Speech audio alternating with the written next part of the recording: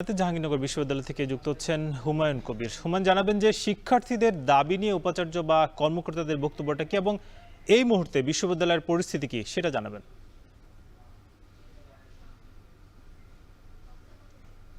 বিশ্ববিদ্যালয়ে পোষ্য কোঠা সম্পূর্ণরূপে বাতিলের দাবিতে কিন্তু জাহাঙ্গীরনগর বিশ্ববিদ্যালয়ে গত পরশু থেকে আসলে আমৃত্যু অনশনে বসেছিলেন বৈষম্য বিরোধী ছাত্র আন্দোলনের জাহাঙ্গীরনগর বিশ্ববিদ্যালয়ের শিক্ষার্থীরা। এবং তাদের সেই অনশন কিন্তু প্রশাসনিক কর্মকর্তারা একটি সংস্কার হবে, যৌক্তিক সংস্কার এমন আশ্বাসের ভিত্তিতে কিন্তু তাদের অনশন ভাঙানো হয়েছিল। এবং তারপর কিন্তু বিশ্ববিদ্যালয় কর্তৃপক্ষ আহ আগের যেই পোষ্য কোটায় যে নিয়মগুলো ছিল সেগুলো বাতিল করে নতুন কিছু রূপরেখা কিন্তু দিয়েছিল। আগে 152 জন 38টি ডিপার্টমেন্টে ভর্তি, তার মানে 4 জন করে প্রতি ডিপার্টমেন্টে ভর্তি হওয়ার সুযোগ থাকলেও নতুন যে রূপরেখা দেওয়া হয়েছে সেখানে আসলে শুধুমাত্র 40 জন ভর্তি হতে পারবে এমন একটি রূপরেখা কিন্তু দিয়েছিল। এবং আগে যারা চাকরি করতেন তাদের ছেলে সন্তান এবং ভাই বোন সহ এখানে পোষ্য কোটার সুযোগটা পেত, কিন্তু এখন আসলে এখানে শুধুমাত্র তাদের সন্তানরা পাবে এবং শুধুমাত্র একজনের একাধিক সন্তান থাকলেও শুধু একজনই একবার এই সুযোগ নিতে পারবে, এমন একটি রূপরেখা কিন্তু দিয়েছিল। কিন্তু এই রূপরেখার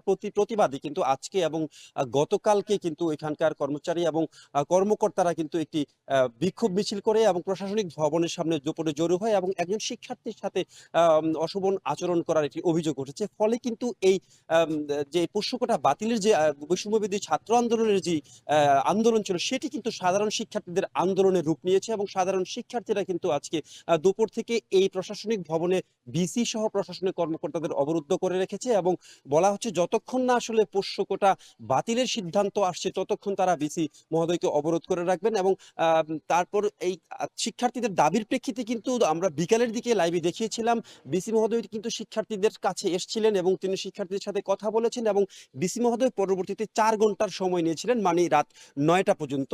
রাত 9টার মধ্যে তারা একটি সিদ্ধান্ত দিবে, সেই সিদ্ধান্তের অপেক্ষায় কিন্তু বিশ্ববিদ্যালয়ের শিক্ষার্থীরা আসলে মুখিয়ে রয়েছেন। কি সিদ্ধান্ত আসছে, বিশ্ববিদ্যালয় প্রশাসন কি সিদ্ধান্ত দিবে সেটির উপর আসলে নির্ভর করবে শিক্ষার্থীদের যে তারা তাদের আন্দোলন আরো দীর্ঘায়িত করবেন কিনা।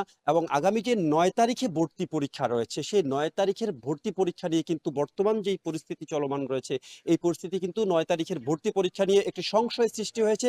যদি না আসলে পোষ্য কোটা নিয়ে পোষ্য কোটা বাতিলের সিদ্ধান্ত আসে তাহলে সাধারণ শিক্ষার্থীরা বলছেন তারা কোনোভাবেই ভর্তি পরীক্ষা হতে দিবেন না এবং বিশ্ববিদ্যালয়ের সমস্ত কার্যক্রমকে তারা আসলে স্থগিত করে দিবেন, এমন হুঁশিয়ারি কিন্তু দেওয়া হয়েছে।